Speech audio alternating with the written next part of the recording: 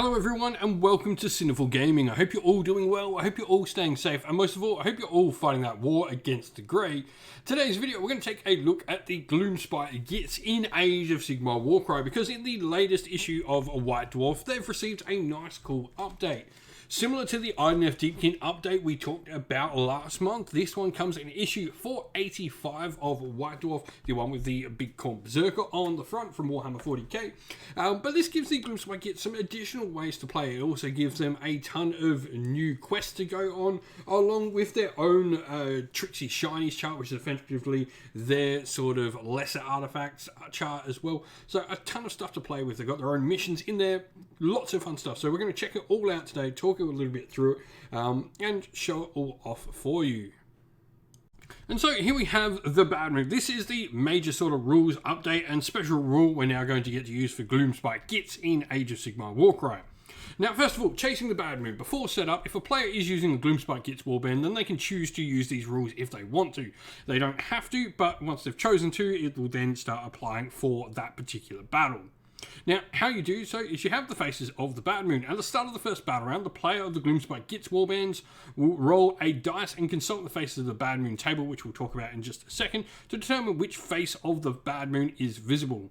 While a face is visible, there is a corresponding rule that applies to the battle. Now, too many Gitz, too many faces. If there are multiple Gloosmpite Gitz players, there is a way to sort of work out how you determine which Gloosmpite Gitz player is determining the moon and what face is showing, and you pretty much roll off. The player winning the roll chooses first round, and then if you have multiple other players, they will go and roll off on a round table sort of thing, going to the player's left. And the last Gloosmpite Gitz player in your game, if you're playing a multiplayer game, or even just if you're playing with two people, the last one to roll will then have their rule apply it for the remainder of the battle, however many turns that turns out to be.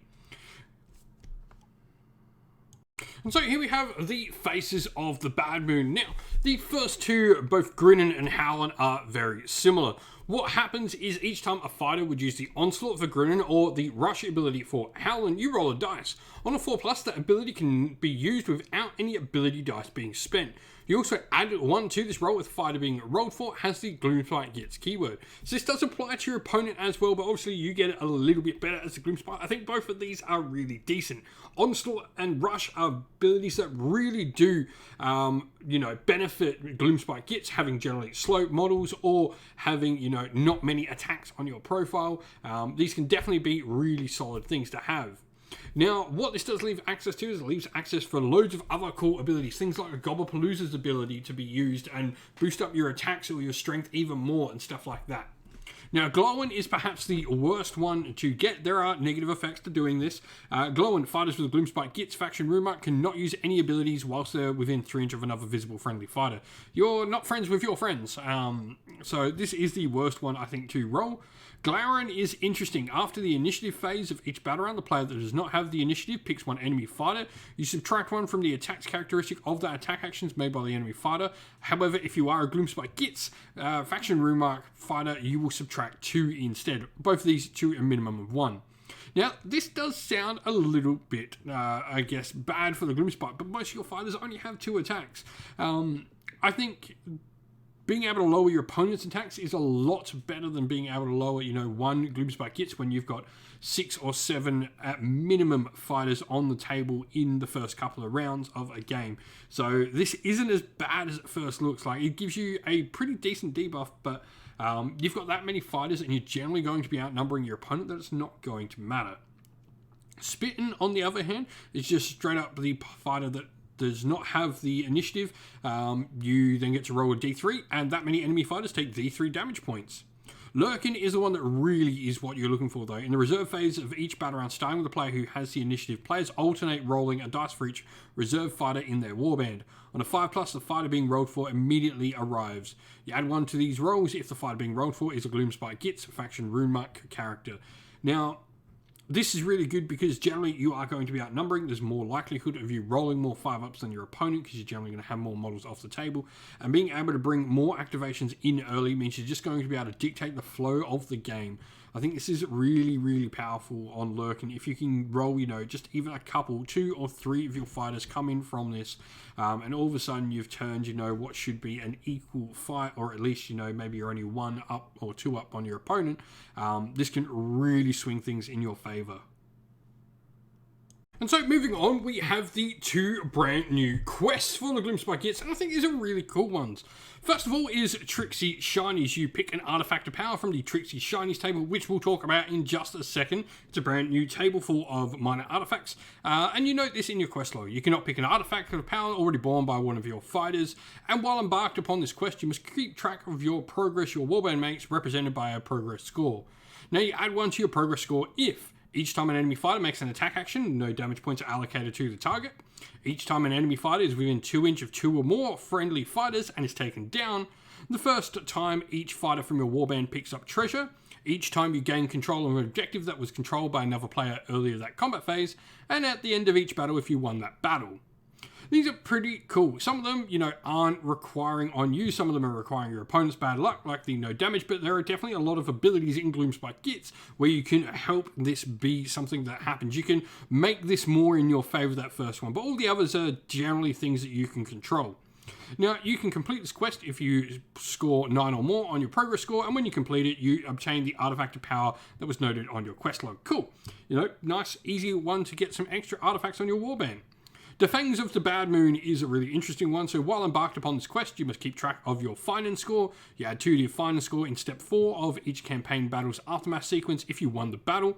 In addition, you can pick up to 3 fighters from your warband that took part in the last battle and were not taken down and send them forth to search for some fangs. To do so, you roll a dice for each one of these, and the score rolled on the dice is added to your total for your finance score. However, if you roll a 1, the fighter being rolled for is attacked by something in the Nullwood and you need to make an injury roll for said fighter.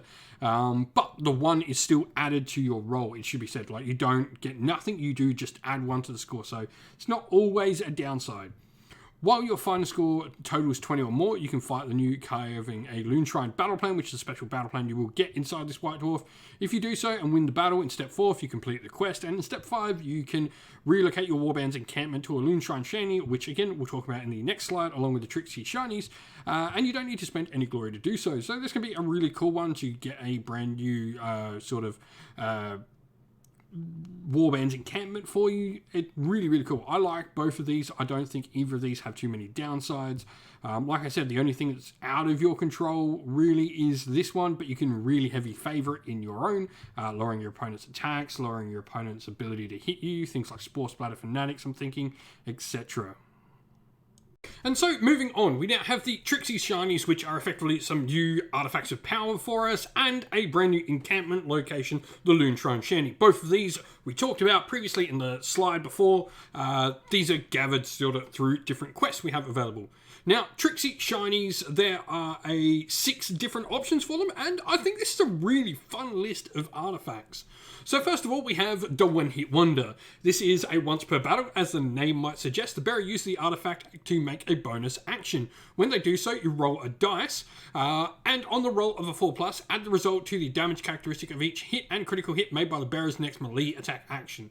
So there's 2 things with this. First of all, you always get that bonus attack action, or that bonus action, which is pretty cool because it means if you don't roll the 4+, it doesn't have to be a melee attack. It could be a disengage, it could be a move, it could be a shoot, it could be anything else. You get that free action. Now, it also doesn't mean that the next action has to be the attack. It is the next attack action if you roll that 4+. So you could use the bonus action to move again even into combat with someone, so double move and then attack. So this is a pretty cool item. It has its downside. We don't always get the big bonus, but you do always get that bonus action, which is pretty cool. Now, Lucky Doodads, each time the bearer is targeted by a melee attack action, you roll a dice. On a 6, you treat each hit scored for that attack action as a miss instead. Critical hits are unaffected though, so if your opponent's still rolling 6s, they're still critting you. This is just really good defensive item. Crits are still going to go through, and if your opponent rolls a few crits, it's probably a dead gobbo, but a really solid artifact. Boing Boots, this is just fun. Each time the bearer makes a move, you roll a dice. On a 5+, your move is changed to 10 and you gain fly. You effectively become a squeak. With your movement, this is really cool. There's not a lot of downsides. There's no downsides to taking this. You can't always guarantee the move, but it's just an additional nice thing to have. You then got the Snuffle Squeak, where the bearer can make disengage actions and their move characteristic is not reduced while carrying treasure, which is pretty cool. And then you also, in addition, when you're not carrying treasure, you can add 2 to your movement. So this really opens up a lot of maneuverability and opens up your grots moving away. Really solid artifact. You then have Crown of the Bad Moon. This is insanely good. This is the one I would be going for first time, every time. In Battle Rounds 1 and 2, you can use any abilities that require a double without needing the ability dice to be spent. Battle Round 3, it's triples. Battle Round 4, it's quads. This is just insane. Now, this artifact has no effect while you have 10 or more damage points allocated to them. You've got plenty of healing within Gloosmpite Gitz. I think this is a super, super powerful artifact. I think this and Lucky Doodad to be the first 2 I go through. And then Big and Brute, once per battle, the bearer of the artifact as a bonus action uses this. And if they do so, they roll 2 dice. On the double, the bearer is taken down. Otherwise, you add 10 to their wounds and add 2 to the damage allocated by each hit and critical hit from the attack action. They have their move reduced to 3 and they lose fly though as well. Effectively, they take, this brood that turns them into the Hulk. It's pretty awesome. This is just fun, the double. Yeah, it's got a risk to it, but I think, if your fighter's got this and they're about to get taken down, they go, ha ha ha, you've almost beaten the boss. Have you yet? And then they're probably going to roll a double and die, but for every time that happens, there's going to be a time you Hulk out and then smash your opponent back. Encampment location, Loonshrine Shanty is pretty basic, 1200 point limit, reputation modifier of +3, which is nice. And you also, for your location bonus, you add 1 to the renown rolls you make for fighters from your warband with the hero rune mark, which is just solid ability-wise.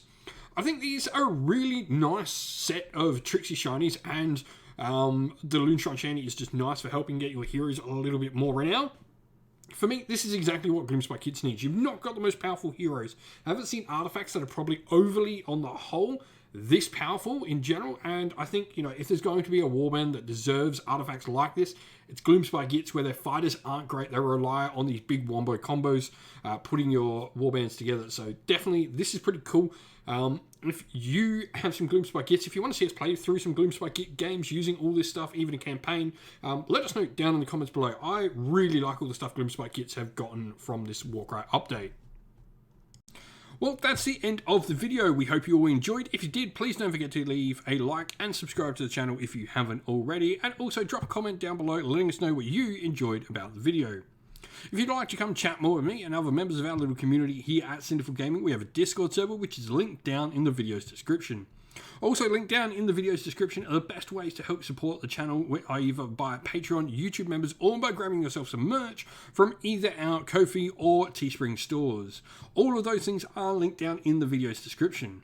As a special thank you to everyone who does support us via Patreon and YouTube members, we'd like to give you all a shout out. So thank you to our Patreons, Christian Weir, Soren, Kenny Lowe, Outer Shot First, Andrew Bowen, The Rising 8, Pure Dynamic, Anthony B, JJ Austrian, Average Wargamer, Domir, Mark Harvey, James Cater, Benjamin Swallows, Red Martin, Iron Grinch, Nicholas Conomos, Colorblind Magic, Daniel Everington, and Andy C. And to our YouTube members, Green Roots Gaming, Ronya, Lock Lorick, The Johnny84, David Ellsworth, Wolfric Nick, Broken Chef, Ariana Edwards, Revenar, Pink Nico Fire, Robin Mankiller, Monty Stabletop Terrain, John Castle, Davis Weir, James South, James Tillman, Dylan Areno, Gargamel 196, and Disco.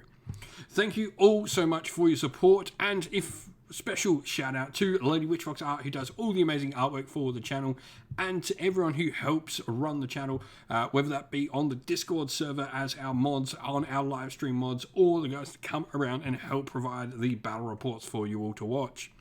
Thank you all once again, everyone. Stay safe, stay well, and most of all, keep fighting that war against the Grey. Ciao for now.